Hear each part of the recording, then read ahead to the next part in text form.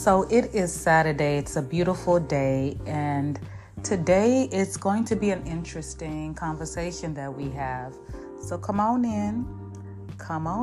We're going to have this conversation about us. Okay, it's not just about me, but the topic that we're going to be talking about today is self-preservation. I was just taking a walk, a 2-mile walk, and I said, okay, well, we're going to have this convo together as a what? Y'all already know, as a family. So self-preservation to me, when you first think about it, and when I first thought about it, okay, it's an individual thing. And to preserve, you always have to extract the real meaning. I think we're so comfortable with saying words. I know for me, as time goes on in life, you can just talk, or you can just come up with words, but you're not really understanding fully what exactly that means. And this self-preservation, it has so much meaning to it. It's much deeper than what it is. What is it to self-preserve yourself? And this is very dear to me. It's very personal for me, because at times we are always talking about relationships, and relationships are important. But I feel like the relationship with self is very essential. It's something that we have to take as a priority. And I think that's something that I have seen and witnessed. And even for me, you can miss the mark, and then you wonder why your other relationships are not working, because you don't even have a personal relationship with yourself. So what does that mean? That's a question that can go on. I wish I had a panel, because it'll be interesting to actually find out just different point of views from everybody, because my point of view is only my point of view. But what does self-preservation mean to you? Does that mean it's selfish? Is me, myself, and I? Is it that you just don't care about anybody? But see, for me, self-preservation is self-love. There's nothing wrong with you putting yourself as a priority. And I think I had this, I forgot which podcast it was, where I talked about the oxygen and how you get on the plane and, the flight attendant goes through the direction in case of an emergency.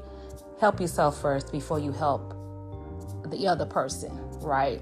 And I feel like when it comes to self-preservation, it is very important for yourself to have that for you. Now, the self-love is accepting where you are right now. And where you are right now may not be the best part of you right now. You may be at the weakest part in your life. You may be confused. You may be living the best time of your life. You may feel like you have enough knowledge to make decisions. But for me, I'm in a point in my life where if anyone is coming into my life, and this is not, when you say no disrespect, it's like indirectly disrespect, but some things there's no need for explanation. And if I feel like I have to explain myself to you, and I'm not hurting myself while I'm hurting anyone else, I feel like we are all growing. So if a person is in my life that's not adding value, that doesn't mean that you have to be associated with me and you have to be adding value, materialistic, or advice. Sometimes it's silence. Sometimes it's just you listening in. Sometimes it's not you bringing that negative energy, the drama, the noise. Like, I don't like noise. I don't have time to listen to gossiping or hearing about other people's problems. And if you are my friend or you're in my life, let's encourage each other with the issues that we have.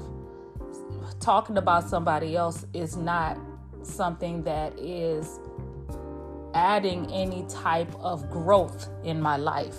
So I said, okay, well, let me look up, what does preservation mean, right? Because self, we know it's me, myself, I'm a woman, Stella, it's me, and I'm this age, I'm living this type of environment, my profession is this. But what exactly does preservation mean? So I looked it up in the dictionary, and on Webster's dictionary, preservation means the activity or process of keeping something valued alive, intact, or free from damage or decay. So as I'm just talking to you freely, the gossiping is damaging, is decaying. So I don't want any part of that. So the activity and the process of keeping something valued, alive, intact, and free from any damage or decay. So self-preservation, if you value yourself as a person, if you value yourself as a father, as a mother, as a friend, as a niece, as a child, we all have our titles as self. If you value yourself and you're not trying to decay yourself or bring yourself down, it could just be thoughts. Somebody can bring negative news. I remember when COVID was happening, and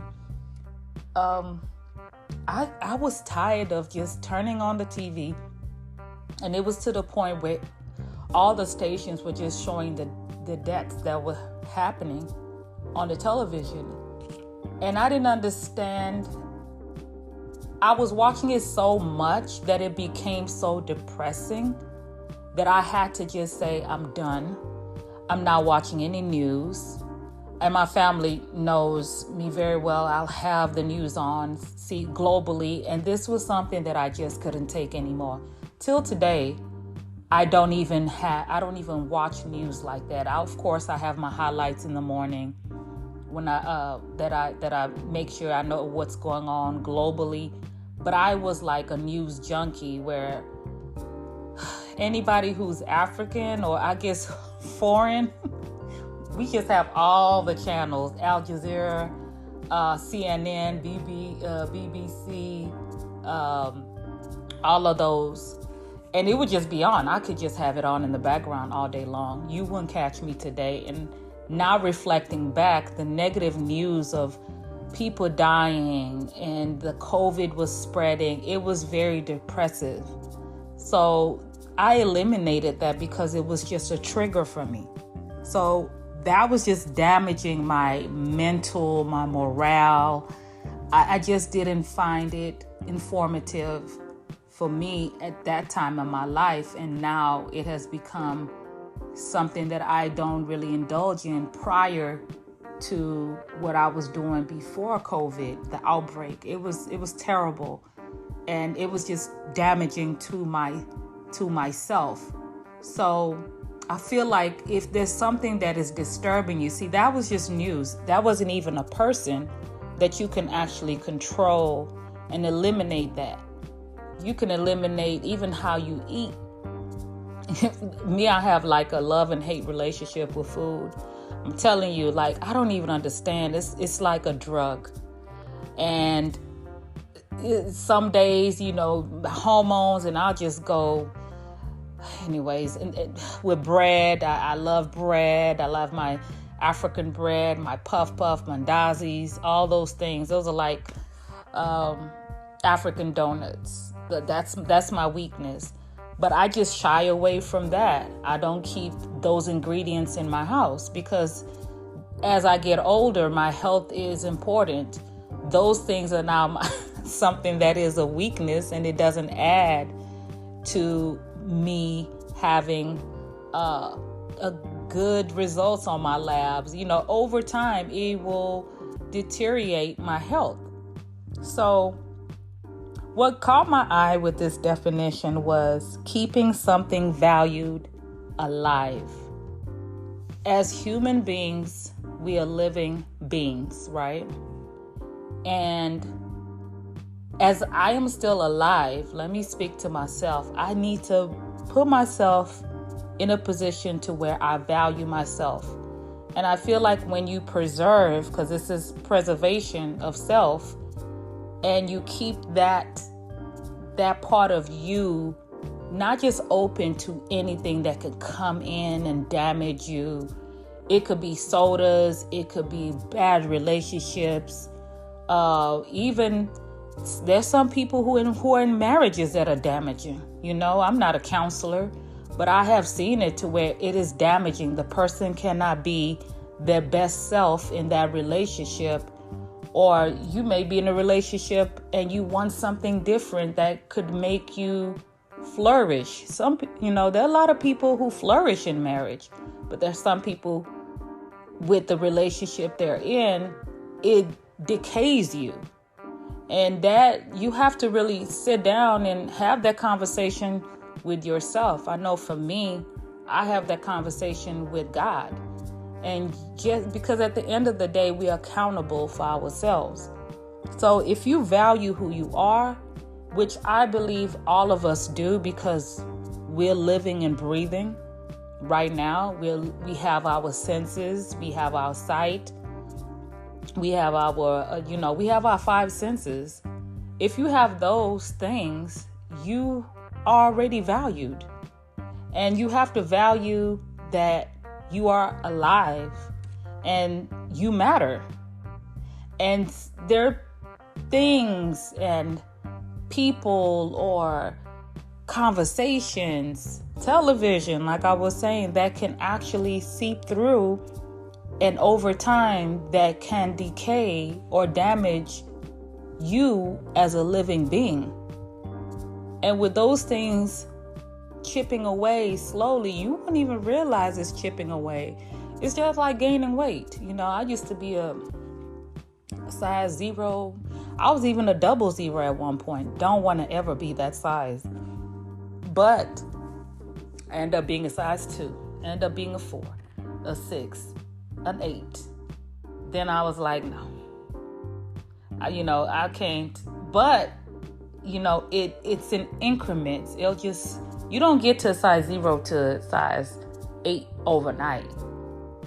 You're just not paying attention. You're not realizing that maybe you're not getting enough sleep. You're getting older, your hormones, and all the other stuff. But then I said, okay, well, let me look at this other definition, and I think this is the thesaurus, and it's the synonym. And the act or process of keeping something in existence. The act or process of keeping something in existence. That is very powerful because we're living, but do we exist? Like, okay, I've been living close to 40 years right now. But am I existing in this life that I'm living? Life is lifing. Like, it's true. A lot of people live their lives and then they perish. And did you really exist? Do the people really know who you are as a person? And I feel like that's also a form of preservation in yourself. For me, I'm used to keeping things to myself, and I'm learning lately that it's okay to share your happiest moments and even sometimes your saddest moments with people who really love and care for you. And the process of keeping something in existence. I want to exist. Stella wants to exist. I don't want to just be alive, only worried about my children, my closest friends. And that goes back to, I think the last episode was about purpose, you knowing your purpose. And the self-preservation, if you don't really know who you are, find out who you are. Find out what you're really here to do. We all have something to do in this world. Some people are good at certain things. Some people have a gift. They're just some things that are a gift. Doesn't matter what you do to the person. They were born to do this. And for me, I've always had conversations since I could remember. And this is just my gift. I'm a listener. I don't even know if I would say I'm a counselor. But hey, if you've been listening in, go ahead and subscribe to Stella O Podcast. We're also on YouTube, all the major social medias, Instagram, Facebook. The podcast is streaming on all platforms. And just listen, we're always dropping something on a weekly basis. If you can kindly click on the subscription and also the notification button if you're on YouTube, so you can be notified when each episode drops. But I feel like it's important for you to keep your existence very important. And I'm such an introvert. And I'm learning every day. I will learn until the day I physically pass away. But there's this identity of yourself, this fingerprint of self. And what is your fingerprint? Because we all have different fingerprints, even identical twins, even conjoined twins, they're not the same person. They all have a different identity of who they are, even though they may look the same. They may look the same. They may even have some similarities, but they're two different people. What makes you you? What makes you important? We're all important, but you have to find something that nobody can take away from you. And we all have that special thing about us. And that's why we have different fingerprints. I always wake up in the morning and I'm grateful. I'd be tired. I was not a morning person for like 35 years. No, and lately I've been becoming like a morning person. But the first thing I do when I wake up, I'm grateful to God that I have another day to be here. Then I also know I have a purpose. Find your routine. It could be the simplest thing that makes you, that makes you happy.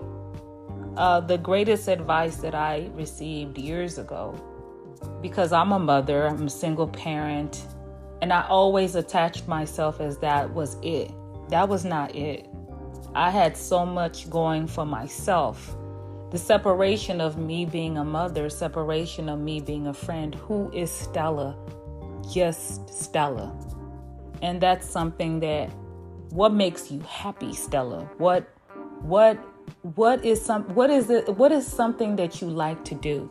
Find something that you like to do besides being a mother, besides being a friend. What do you like to do? Rain or shine. And I found my little haven place that's in my garden. Anyone who knows me, I like to garden. I love to garden. I could be out there, and I've been out there in the dark, in the sun, when it's raining. And even in Kenya, I have this big, massive garden. I think it's like over 100 plants. I can't wait till it all comes to fruition. But that is my baby. Like, no one can take that from me. Even if you take away the plants, guess what I can do? I can always replant. I can always get a pot. I can always sow.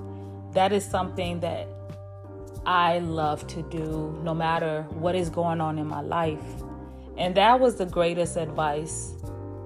And at that time, I wasn't even gardening. I was just it was an amateur thing. And there are other things that I like to do, but that right there is like my own thing that I like to do. I don't have to share with anybody. I don't have a gardening club or anything. I will go out there and I'll do it. And that was the greatest advice that I could have got. Is, Stella, you have to find something that brings you joy outside of you just being a mother. You'll always be a mother. You being a sister, you'll always be a sister. So my self-preservation, and I know it may seem like I'm all over the place, is peace. I cannot function well. I've noticed that about myself. I do not function well when I don't have peace. And peace means different for everybody. For me, it's peace in my relationships that I have. With my children, with my friends, with my family, even the people in business. If I don't have peace in that aspect of those relationships, and even peace with myself, because at times, even at times in business, it's a struggle. You have your bad days. Every day is not always a good day. You have to encourage yourself. You have to get yourself out of that pocket. And it's very important that you can also put yourself as a priority to make sure that you give that peace to yourself. Because you can not be happy. And if you're not happy with yourself, how do you expect to have peace when you're not even at peace with yourself? That energy is going to go somewhere. You're going to lash out at people. It's going to come out in a very interesting way. Let me put it like that. And then it will be everybody else, but really, sometimes it's you. Sometimes you're the problem. And sometimes your self-preservation is decaying because of you. It's being damaged because of you. They call that self-inflicting. Even in law or like in crimes, you have a self-inflicting wounds. You have people who self-inflict themselves physically. But what about the self-infliction that you do to yourself that is emotional? And I know women do it. I'm a woman. And for me, let me speak on what I have done. I just talked about going from a 0 to that, gaining weight. And you're now looking at yourself because you can't get this skirt up on. You can't get it on. And now it is your self-morale or your confidence is brought down. Okay, like today, the reason why I said skirt, like today I wore a skirt today, pencil skirt. And those skirts look good on me. But see, this is the problem, y'all. This is the problem. The problem, I think 2 months ago, I was clearing out my closet. I'm still clearing out my closet. It is tough being a woman. And I was like, this is my favorite skirt. I mean, I have that skirt, I think, three identical, same thing. Just the same skirt, 3. I couldn't put it on. It couldn't get past my thighs. That's how much weight I gained. Let me remind you, this skirt was actually loose on me. So what have I been doing with my life? What are these snacks? You start grabbing the water. That's not going to help you, Stella. So today, I found the courage. I guess I was like in the Wizard of Oz. I found that courage. And I said, you know what? I'm not going to be upset at myself if it doesn't get past. And with a pencil skirt, they're not forgiving. Either you can fit it or you can't. So I put it on and I could actually fit it. So I was like, okay. But the self-infliction that I had a few months ago was like, okay, I'm fat. But then I think that was the end of November. I'm fat, I've gained weight, and it can be discouraging. And also discouraging when you start wearing all these spandex clothes because you're not realizing how much weight you're gaining. But for me as a woman, I have also not really, I've put myself down. I've gained this weight, or my face, the acne. I was just telling myself this, was it on a couple of days ago? And I was like, wow, why am I breaking out like this? And why am I doing this? And you're not happy with the way you look. You're not really taking pictures. And I had to go back and say, Stella, you have not been, you haven't been doing your basic skin routine. So instead of really putting yourself down and seeing what's in front of the mirror, now I'm learning to just take baby steps. Okay. And that's what I did. And I felt good that I just didn't keep myself so down, because I probably would be in the same position and I wouldn't be able to fit that skirt. So now I see the little improvements that I'm doing, the walking 2.5 miles. And yes, I do about 10 miles, but I need to do that as a routine. And I'm on the bike for about like 6.5, 7 miles, right? So close to 10 miles a day, but it's not ideally, but I need to find a routine to squeeze that in. So I found it to where, okay, drink more water, being more positive, because if I'm feeling low, guess what I'm going to start doing? Not really moving around, not wanting to take walks, not reading, not really taking care of myself. I personally, for me, I'm a very spiritual person. I believe that my relationship with God as well, me having those conversations, deep conversations, and really meditating and reading the word, it actually comes out physically. I do not believe it's the other way around. I believe that it's you in the inside and then it comes out, because you don't just start working out because you physically are doing it. So you have to want to do it. You have to want to change. And with the self-preservation, I'll keep it very simple. Are you that important? Are you that important that you need to preserve yourself? And when I think about preserving, I think about preservatives. I think that's what they call it. Like the jams, and I think they preserve peppers. There are things that they preserve. But see, the sweet part about it is that when you're preserving something, I've noticed it's even sweeter. It's like it's at its concentrated version. And now that I didn't look up, it just popped up in my head right now. And I'm like, you know what? Now that I'm thinking about it, let me preserve Stella. Let me preserve self.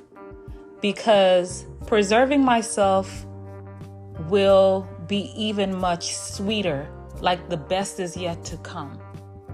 And if I can keep that stuff, that myself protected and shielded, and just bring myself out on special occasions. Like preservatives are not just brought up, it's not an everyday thing, like they're stored. I think they're preserved, like jams, they're preserved in a certain container. Because preservatives are in glass. So then put yourself in a special container. We're not meant to be in just all willy-nilly, like just out in the open and have ourselves open to anybody, any relationship. And that's where we damage ourselves, we decay ourselves. We're still alive, but are we really alive? Are we really living? Are we really existing? So, hope you all enjoyed this episode. Please comment. Let me know, what is your self-preservation? What are the things that you do to self-preserve yourself as we are becoming together? And see you at the next episode.